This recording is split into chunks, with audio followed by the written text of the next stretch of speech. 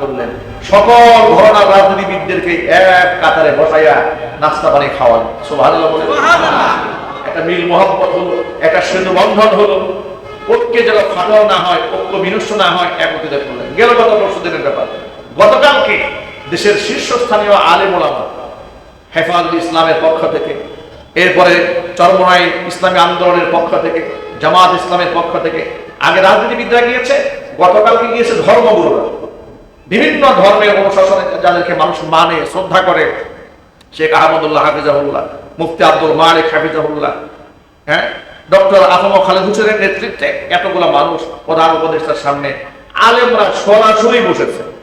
অথচ দেখেন, এই দেশের রাষ্ট্রের শিক্ষা সিলেবাসের যে প্রণয়ন করা হয় গত স্বৈরাচারের আমলে, আলেমরা শেখ হাসিনার সাথে সরাসরি বৈঠক করার জন্য কতবার অ্যাপ্লিকেশন করেছে, কতবার দরখাস্ত করেছে, আমরা প্রাইম মিনিস্টারের সাথে বিষয়টা বলবো। তাদের পিছনে, তাদের আমলাদের পিছনে দৌড়াতে দৌড়াতে ঘুরতে ঘুরতে ঘুরতে ঘুরতে জিন্দিগি সারা তারাই দেখা করতে পারবে যারা শেখ হাসিনার পাঁচাটা গোলাম, তারা এছাড়া আর কেউ দেখা করতে পারবে। ডক্টর মোহাম্মদ কি এটা বলেছে যে আমাকে যারা সমর্থন করেন তারা আসেন, যারা সমর্থন করবেন না তারা আসবেন, এরকম বলেছে না। আহলে হাদিসের পক্ষ থেকে একজন গিয়েছে, ওলামায়ে কেরামের পক্ষ থেকে মুখপাত্র তারা গিয়েছে, বিভিন্ন ঘটনা, এমনকি হিন্দু ধর্ম থেকে আসছে, খ্রিস্টান ধর্ম থেকে আসছে, বৌদ্ধ ধর্ম থেকে আসছে, পাহাড়িদের পক্ষ থেকে আসছে, এই ধরনের সব ধর্মগুরুদেরকে নিয়ে ফেস টু ফেস সামনাসামনি বসেছে, তাদের বক্তব্য শুনেছে, তিনি মূল্যায়ন করেছেন। এমন একটা যুগান্তকারী সিদ্ধান্ত যার মাথা থেকে আসে, তিনি তো বড় ঠান্ডা মাথার খেলোয়াড়। কথা বলেন, ভারত তো এমনি পাগল হয় না, পাগল হওয়ার কয়েকটা কারণ আছে, আপনাদেরকে বলি কেন পাগল হয়েছে। পাগল হয়েছে বিগত স্বৈরাচারের আমলে স্বৈরাচারীকে ক্ষমতায় বসাবার লোভ দেখিয়ে দেশ থেকে ভারতের সুবিধা যা আছে সব তারা হাতিয়ে নিয়েছে।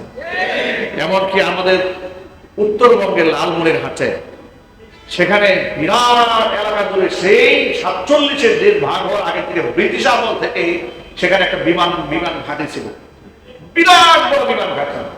স্বাধীনতার পর থেকে, দেশ স্বাধীন হওয়ার পরে ওই বিমান ঘাঁটি এই দেশের রাষ্ট্রনায়করা চালু করার চেষ্টা করেছিল, কিন্তু ভারত বলেছে না, এটা আমাদের যেহেতু সীমানা ঘেঁষা, ওখানে যদি বাংলাদেশের বিমান ঘাঁটি হয়ে যায় তাহলে আমাদের জন্য ঝুঁকি হয়। ভারতের স্বার্থে বাংলাদেশের বিমান ঘাঁটি চালু করা হয়নি। শেখ হাসিনাও সেখানে বিমান ঘাঁটি চালু করে নাই, কারণ সেটা তাদের স্বার্থটা আগে দেখেছে। কেন বলেছে না, ভারতকে আমরা যা দিয়েছি ভারত কোনোদিন বলতে পারবে না, বলে নাই, বলেছে। তাকে ধরে এনে রিমান্ডে দিয়ে জিজ্ঞেস করা উচিত কি কি দিয়েছে জাতির সামনে বল, ঠিক আছে? তাকে রিমান্ডে নেওয়ার দরকার আছে না নাই? এবার শুনেন, সেই বিমান ঘাঁটিতে, যে বিমান ঘাঁটি শেখ হাসিনা বাস্তবায়ন করে নাই ভারতের স্বার্থে, ডক্টর মোহাম্মদ ইউনূস ক্ষমতায় এসেই সেই বিমানবন্দরের ঘাঁটিতে প্রথম কাজ শুরু করছে। আরে বাবা, মাথা তো এমনি নষ্ট হয় নাই, পাগল কি আর এমনি হয়েছে? পাগল হয় নাই। মনে রাখা উচিত, নরেন্দ্র মোদী সাহেব, আপনি হচ্ছেন চা বিক্রেতা আর ডক্টর ইউনূস হচ্ছেন নোবেল বিজয়ী। ডক্টর ইউনূসের কথাগুলো শুনবেন। এই 80 থেকে 86 বছর বয়সের বৃদ্ধ মানুষটি কি ব্রিলিয়ান্ট উচ্চারণ করে, যতগুলো দেশের নাম, যতগুলো রাষ্ট্রের নাম উনি অবলীলায় বলেন, এত কাপ চাও সে জীবনে বিক্রি করে নাই, ঠিক কিনা বলেন? এমন একজন মেধাবী মানুষ তিনি, তার সাথে আপনি খেলতে আসছেন। অপেক্ষা করেন, অপেক্ষা করেন। আপনি তো দাঙ্গা বাজাতে চেয়েছিলেন, আপনি দাঙ্গা বাজাতে এসে দেখলেন ডক্টর মোহাম্মদ ইউনূস আলেম, পীর, বুজুর্গ, হিন্দু, বৌদ্ধ, খ্রিস্টান সব এক বানাই ফেলছে। আলহামদুলিল্লাহ বলবেন না? আল্লাহু আকবার বলেন। আমি আপনাদেরকে একটা উদাহরণ আহ্বান জানাই, আমাদের মধ্যে রাজনৈতিক বিভাজন থাকতে পারে, মতানৈক্য থাকতে পারে, দুইটা ব্যাপারে আমাদের কোনো মতামত নাই, আমরা সব এক। কয় ব্যাপারে? এক হচ্ছে কোরআন এবং সুন্নাহর ব্যাপারে, আল্লাহ এবং রাসূলের ব্যাপারে, আল্লাহর বিধানের ব্যাপারে কোনো ঐক্যমত্য নাই, কোনো বিভাজন নাই। অনুরূপভাবে স্বাধীনতা, সার্বভৌমত্ব রক্ষায় রাষ্ট্রে যদি কোনো হুমকির মুখে পড়ে, আমার দেশের 1 ইঞ্চি মাটি নিয়ে যদি কেউ ষড়যন্ত্র করে, তাহলে তার সম্মতির জবাব দেওয়ার জন্য কোন দলমত নাই, সব আমরা এক। আল্লাহর কোরআনের খাতিরে যাও, যেমন আমরা এক, আমরা রাষ্ট্রকে রক্ষা করার জন্য এক ছিলাম, এক আছি, ভবিষ্যতে এক থাকবো। প্রস্তুত আছেন কিনা? তো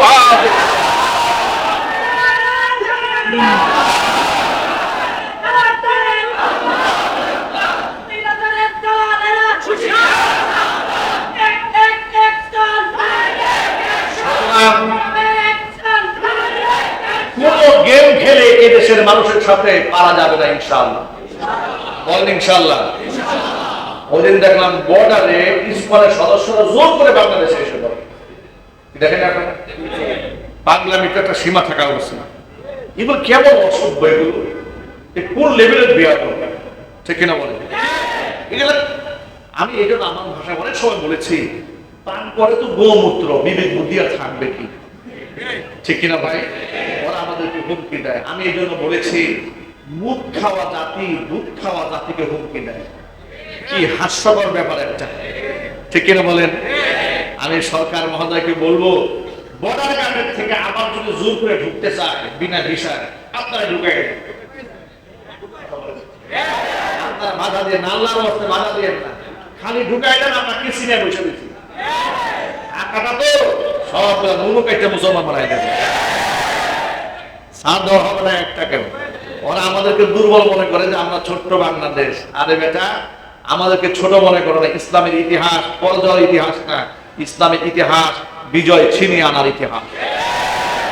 কারণ এই মুসলমানরা মরলেও তাদের যেটা আছে, তারা যদি বেঁচেও যায় তারপরেও তার লস নাই। সে যদি বাঁচে সে গাজী হবে, যদি সেই ব্যক্তি জীবনটা দিয়ে দেয় সেই ব্যক্তি শহীদ হবে। চিল্লাবেন সুবহানাল্লাহ। আল্লাহর পথে শহীদ যারা হয় তাদের কোনো ভয় নাই, বিনা হিসেবে আল্লাহ তাআলা তাদের জান্নাত দান করে দিবেন। আল্লাহ পাক তাদের ব্যাপারে কি বলেছেন কোরআন মাজিদে শোনেন। বিখ্যাত সাহাবী জাবের ইবনে আব্দুল্লাহ রাদিয়াল্লাহু তাআলা আনহু, হযরত জাবের রাদিয়াল্লাহু তাআলা আনহু তিনি উহুদের ময়দানে যান নাই, তার পেছনে কারণ তার পিতা আব্দুল্লাহ তার 9টা কন্যার দায়িত্ব জাবেরের উপর চাপাই দিয়ে তার বাবা চলে গিয়েছিল জিহাদে। পিতা জিহাদে গিয়ে শহীদ হলেন। হযরত জাবেরের মনটা খুব ভার হয়ে আছে, মন খুব খারাপ। বাবা শাহাদাত বরণ করেছেন। নবীজি সাল্লাল্লাহু আলাইহি ওয়াসাল্লাম বুঝতে পারলেন। নবীজি সাল্লাল্লাহু আলাইহি ওয়াসাল্লাম জাবের রাদিয়াল্লাহু তাআলা আনহুকে ডেকে বলছেন, জাবের, তোমার পিতার শাহাদাতের পর আল্লাহর সাথে তোমার বাবার কি কথোপকথন হয়েছে সেটা কি তুমি জানো? জাবের বললেন, আল্লাহু ওয়া রাসূলুহু আ'লাম। আমি কেমনে বলবো, বিষয়টা আল্লাহ এবং তার রাসূলই ভালো জানেন। নবীজি সাল্লাল্লাহু আলাইহি সাল্লাম বললেন, তোমার পিতা আব্দুল্লাহর শাহাদাতের পর আল্লাহ পাক তোমার পিতা আব্দুল্লাহকে ডেকে বলেছে, আব্দুল্লাহ রে, তুমি আমার কাছে আসলে যা চাবে তোমাকে তাই প্রদান করা হবে।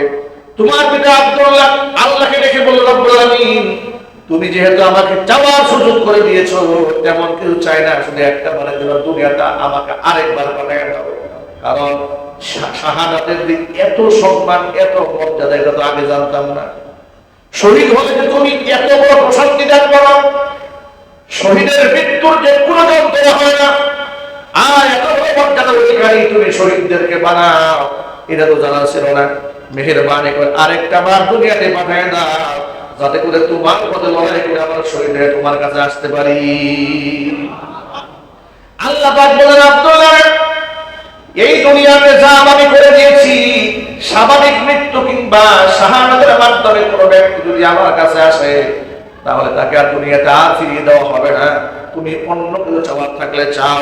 তখন তিনি বললেন, অন্ততপক্ষে দুনিয়াবাসীকে তুমি জানাই দাও, আমরা শহীদ হওয়ার পরে তুমি আমাদেরকে কত মর্যাদা দিয়েছো। এরপর আল্লাহ তাআলা কোরআন মাজিদ দুটো আয়াত নাযিল করলেন।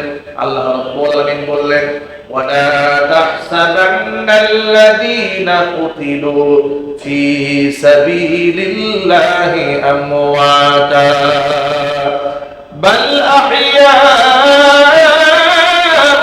ইনদা রাব্বিহিম ইউরযাকুন।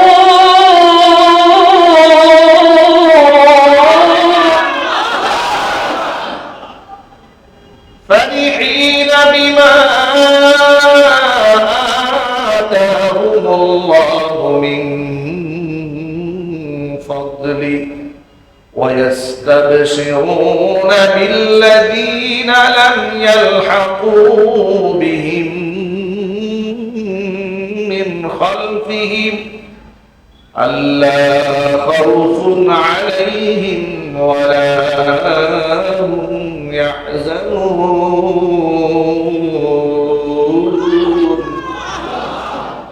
আল্লাহ বলেন আমি আল্লাহ রাস্তা